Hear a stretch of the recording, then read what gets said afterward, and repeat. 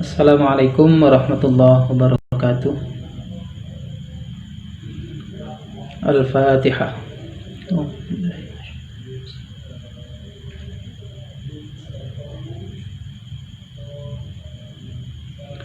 Bismillahirrahmanirrahim. Alhamdulillahirabbil alamin. Allahumma shalli wa sallim ala khairil mursalin sayyidina wa habibina wa qurrati a'yunina wa sayyidina Muhammadin wa ala alihi wa ashabihi wa aswahihi wa alaina ma'hum ajma'in, amma ba'd.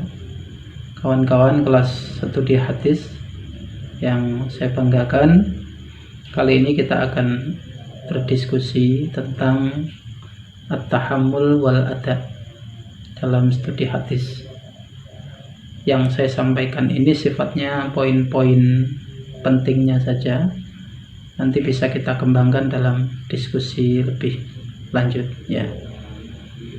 Poin pertama terkait dengan pertanyaan apa itu at-tahammul, apa itu al-ada. Dalam kajian hadis, at-tahammul ini berarti proses penerimaan hadis,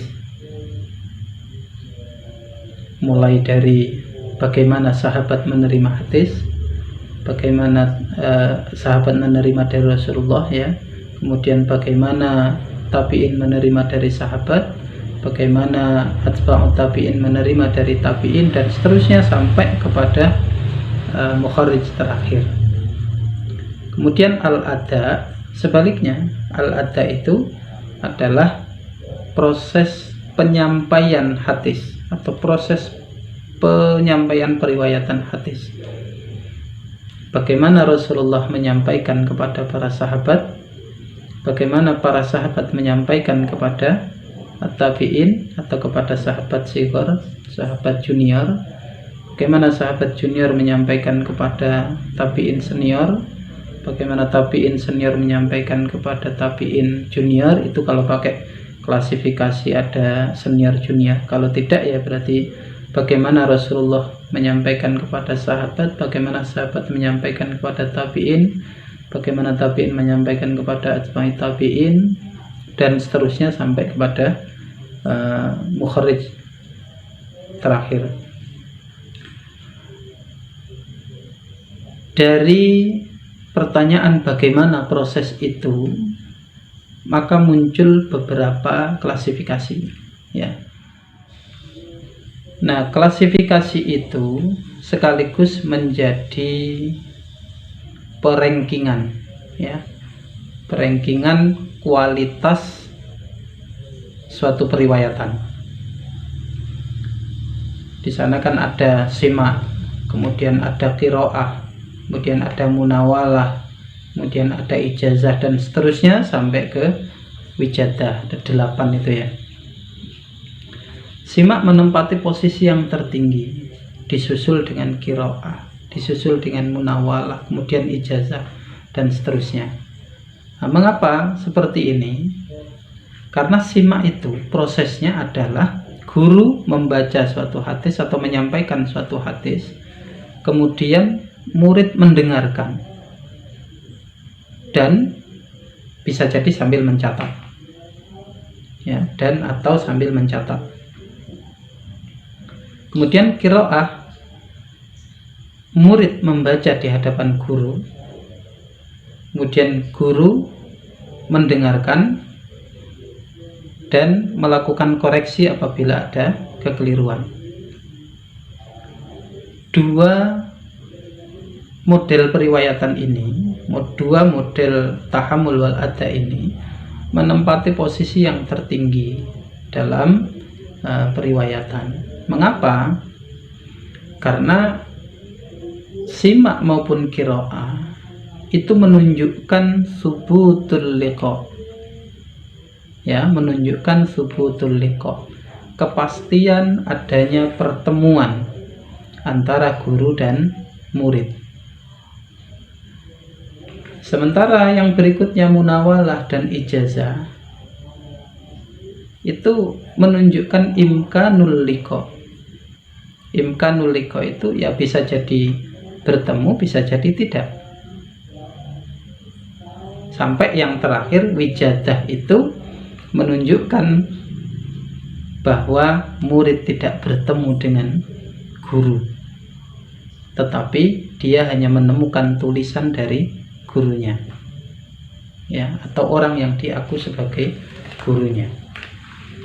Inilah makanya klasifikasi itu sekaligus menjadi perengkingan. Tujuannya untuk apa? Untuk menguji kebersambungan sanad, ya, untuk menguji kebersambungan sanad. Jadi kalau dalam standarnya Imam Al-Bukhari, sanad itu disebut bersambung kalau ada subutul liqa, kalau ada kepastian pertemuan antara murid dan guru. Kalau tidak bisa dipastikan, maka belum tentu sanad itu bersambung, atau bahkan sanad itu tidak bersambung. Kalau dalam standarnya Imam Muslim kan tidak harus wujudul liqa, imkanul liqa itu cukup, ya, diduga kuat ada pertemuan. Atau dalam istilah lain Imam Muslim menetapkan standar mu'asharah itu cukup. Mu'asharah artinya semasa. Kesemasaan diukur dari tahun wafatnya. Jadi selisih tahun wafat antara guru dan murid itu terpaut berapa? Kalau dalam kisaran 40, 60 atau sekitar di bawah 100, itu masih mungkin ada pertemuan. Tetapi kalau sudah di atas 100 atau bahkan 200 tahun, kemungkinan untuk bertemu itu sangat kecil atau bahkan tidak mungkin. Pertemuan secara fisik, ya, pertemuan secara zahir untuk saling menyampaikan dan menerima hadis. Jadi standar atau klasifikasi model-model periwayatan hadis mulai dari simak, kemudian qiraah dan seterusnya itu nanti menjadi modal, menjadi bahan bagi kita untuk bagaimana menguji kebersambungan sanad. Karena standar kualitas hadis sahih itu kan mattasala sanaduhu binaqlil adli dhabti an mislihi ila muntahahu wala yakunu syadzan wala mu'allalan lima, ya. Mattasala sanaduhu, sanadnya muttasil, bersambung.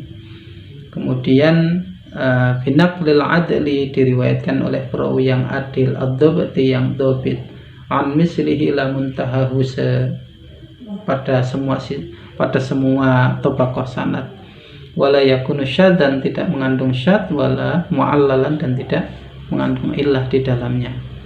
Jadi ittisalus sanad, kebersambungan sanad itu menjadi syarat pertama dalam menentukan kualitas hadis. Nah, bagaimana menguji kebersambungan sanad?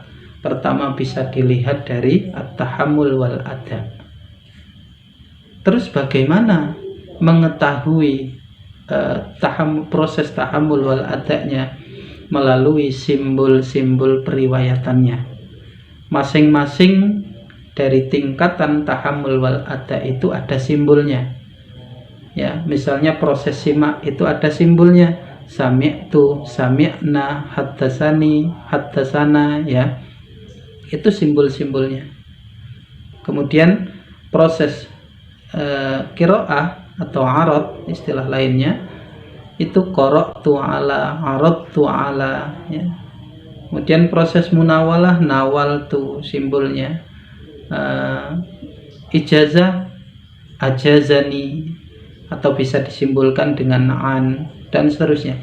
Nah, simbol-simbol itu menjadi indikator untuk mengetahui bagaimana proses tahammul wal adanya.